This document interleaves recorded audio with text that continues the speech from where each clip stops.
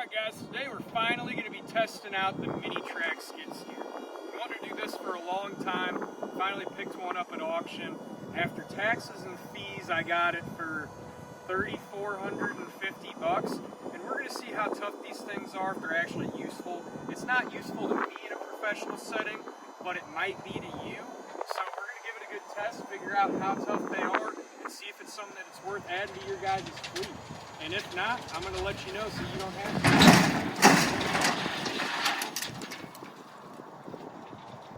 to. We lost some lifeblood. Let's see if that puts us out of business here, but these hook points are already coming in handy. Let's see if she'll fire back up, and then we're going to get her down out of the wind so the sound's a little better, and show this thing off. Oh yeah, we're in business. Here we have the top speed. It is less than ideal. Better than a shovel? Well, we'll find out. Alright, hopefully the audio is a little bit better down here. We're trying to keep it out of the wind. So, this is the difference between a 2,000-pound track loader and a 35,000-pound track. Alright, people telling me in some of my freaking TikTok videos, there's no way that's even close to 35 pounds. That's like 18,000 pounds. Square yourself away, guy. Go look it up. I know this shit. They call me the encyclopedia of machines. You can't say the R word anymore. I'm stupid about that. I'm stupid about this shit, okay?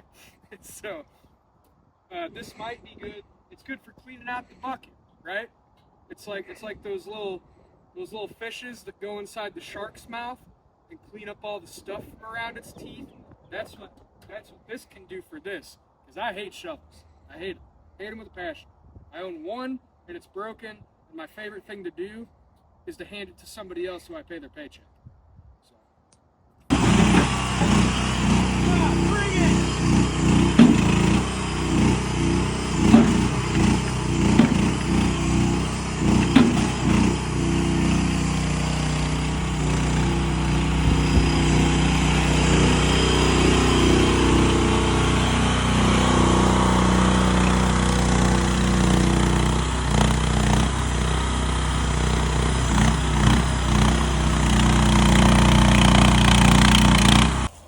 Oh, Jesus. Oh, God. Oh, no. He's gonna do it.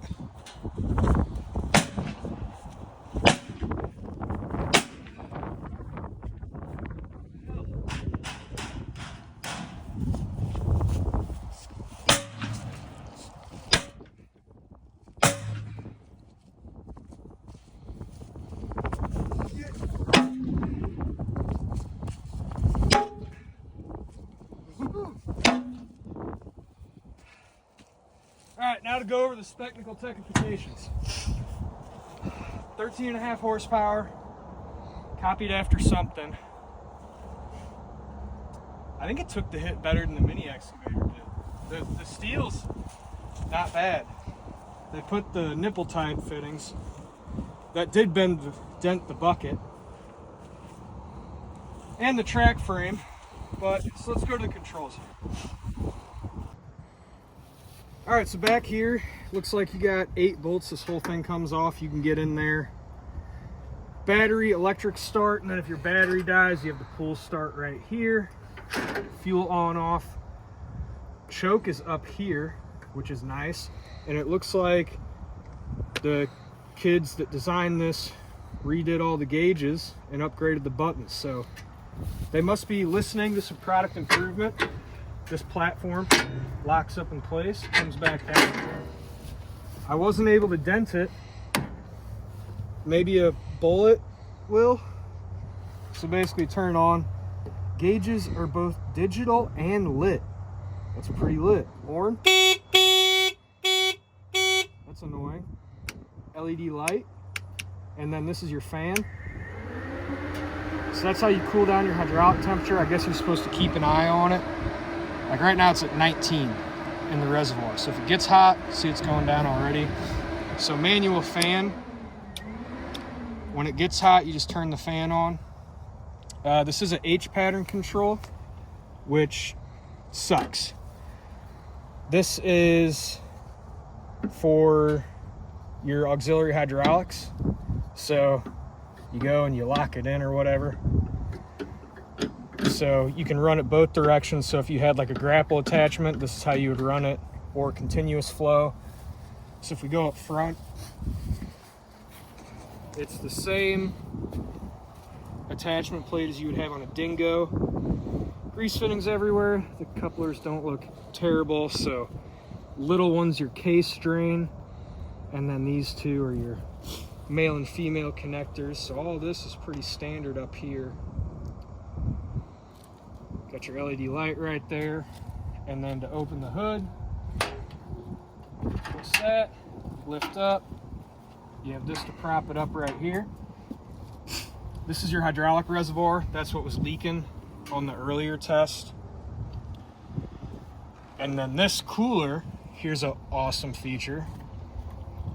Flips out. So there's your electric fan. That's going to be one of your temp sensors. There's another one down there. Looks like 2 pumps on this deal. Air-cooled engine. Drive motors are right there. And I know somebody's going to say it, right? Oh, no parts, no dealer support, no parts. You could rebuild this whole thing in a Tractor Supply parking lot with on-the-shelf items. They actually, compared to the last Chinese machine, these hydraulic lines look quite upgraded. They look significantly better than they used to. And, you know, unless you rupture a metal line, which even if you did, there's plenty of places that can make those. You just have to be a little bit resourceful and know where to go. I know some of you are cave dwellers and have a hard time with that, so this might not be the machine for you. So, we back up a little bit here.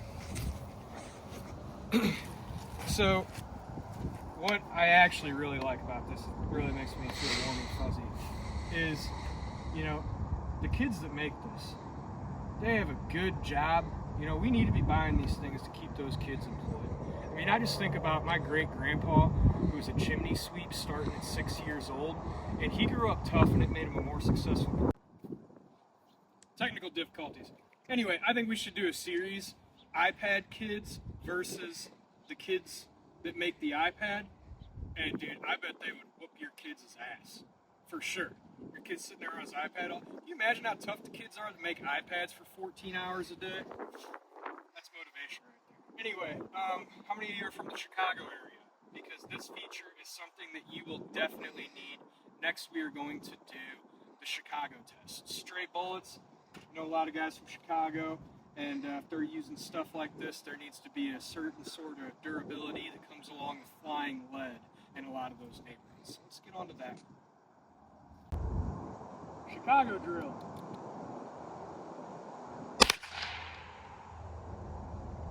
Oh. Now for the bucket. I'm gonna go off angle on this. Look, ricochets, I do not think are a myth, Jack.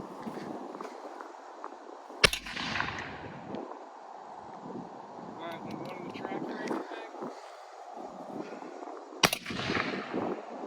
Let's check the carnage. Chicago drill is a success. We have round one here, it didn't even dent it. And then round two was the bucket. Took some paint off. Now round three, skipped up in there and hit right there. So, she's all good for the hood.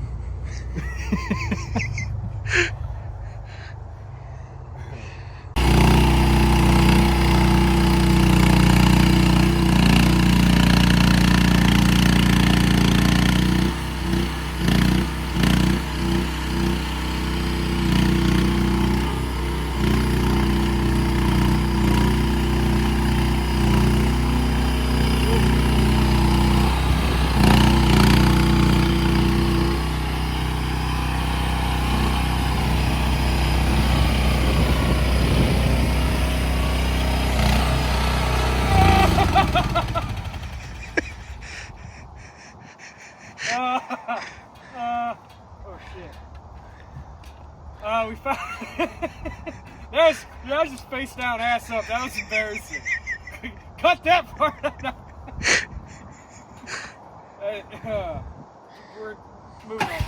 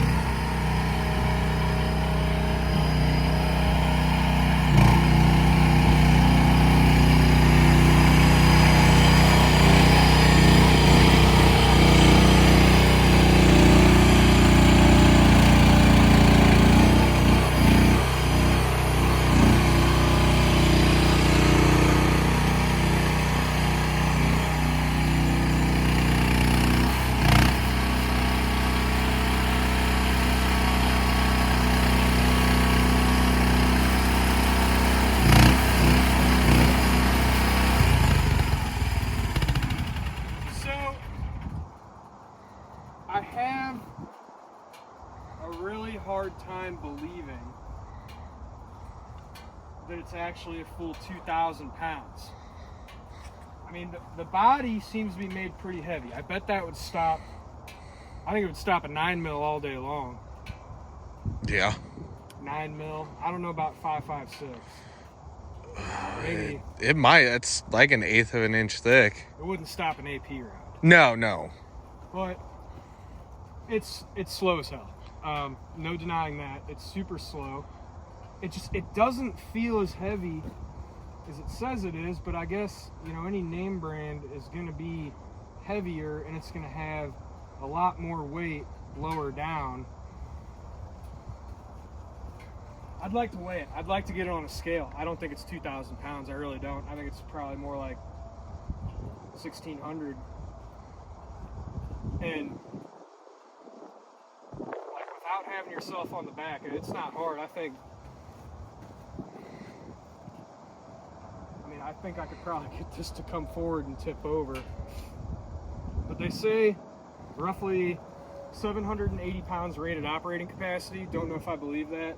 It works just like the Chinese mini excavator, where it wants to turn real fast. When only one track is getting power, it goes about twice the speed. But then as soon as you're going with both, it just doesn't want it. But as far as like drive power, there's a ton of that. It wants to keep going. It keeps digging into it. It's not lacking at all in the pushing department. I just wish that it was faster. And then with the H pattern, it's not designed, if you have both the sticks forward, it's not like a skid steer where you can still move them both side to side and get the boom functions while you're driving. It's not set up like that at all. So I think the next video you see, we're actually going to be comparing it and doing some more measurable specs, get actual weights of them on a scale, compare it to something like a gas dingo, see how that goes. And I want to do that comparison and then also do a lifting test, see how much it actually lifts, get into more of the technical specifications. And then after that one, then it's all out. Okay, let's start putting some hours on it. Let's see what it takes. Let's try and get it hot. Let's push it to the extremes and see, in a more useful sense, what can you actually do with it. So that's what we'll see next time. And until then, but make sure to put a comment, follow along, and what should we do next to this thing? The goal is to make it no longer exist in a useful way. That way you guys can get some information out of this. So let me know. See ya.